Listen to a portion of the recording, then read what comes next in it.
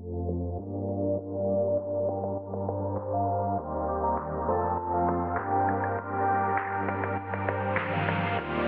companies that we chose to compare were the Walt Disney Company and DreamWorks Animation.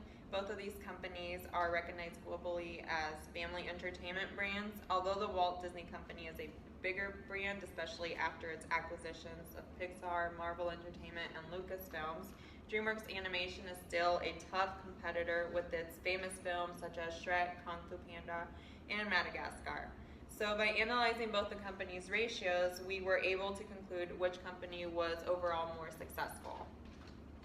When comparing Disney's and DreamWorks ROA, we can see that DreamWorks is higher by 1.5. Although Disney's does have more assets, not all of them produce a direct income. They just need them to make their business work. And on regards to the ROE, Disney has a higher ROE than DreamWorks.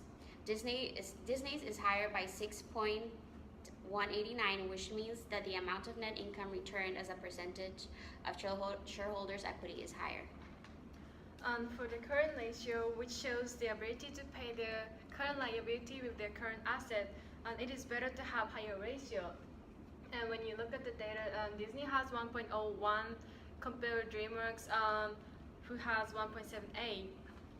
But as for big company like Disney, we expect that they usually have larger amounts of liability, which makes the number of this ratio lower. However, Disney has only less than 1% lower than DreamWorks, which means that even though Disney is a larger company, they still doing great job balancing the current asset and current liability. And as for profit margin, it is percentage of sales left after all firms' expenses are paid. Disney has 16.89 compared with only 0.03 for DreamWorks, which means that Disney is more profitable, and Disney's operation of managing their asset and liability is better than DreamWorks.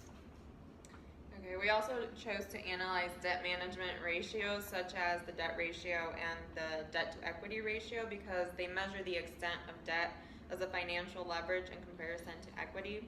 Disney had a higher debt ratio with 0.53% in comparison to DreamWorks, which had 0.42%. And Disney also had a higher debt to equity ratio with 1.13% in comparison to DreamWorks, which had 0.72%. Since Disney has high profitability overall, the use of debt financing is an effective trade-off because it offers higher return.